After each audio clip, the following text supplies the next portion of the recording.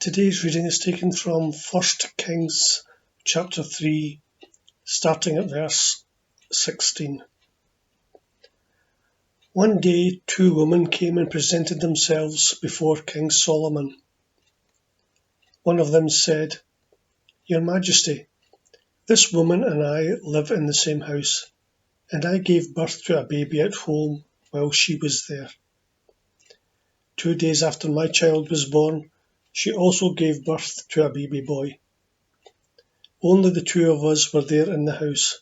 No one else was present. And one night she accidentally rolled over on her baby and smothered it. She got up during the night, took my son from my side while I was asleep, and carried him to her bed. Then she put the dead child in my bed. The next morning when I woke up and was going to nurse my baby, I saw that it was dead. I looked at it more closely and saw that it was not my child."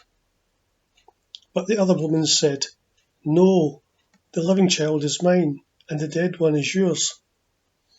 The first woman answered back, "No, the dead child is yours, and the living one is mine."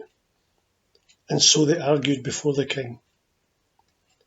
Then King Solomon said, "Each of you claims that the living child is hers, and that the dead child belongs to the other one." He sent for a sword, and when it was brought, he said, "Cut the living child in 2 and give each woman half of it." The real mother, her heart full of love for her son, said to the king, "Please, your Majesty, don't kill the child. Give it to her." But the other woman said, "Don't give it to either of us. Go on and cut it in 2. Then Solomon said, "Don't kill the child. Give it to the first woman. She is the real mother." When the people of Israel heard of Solomon's decision, they were all filled with deep respect for him, because they knew that God had given him wisdom to settle disputes fairly. Amen.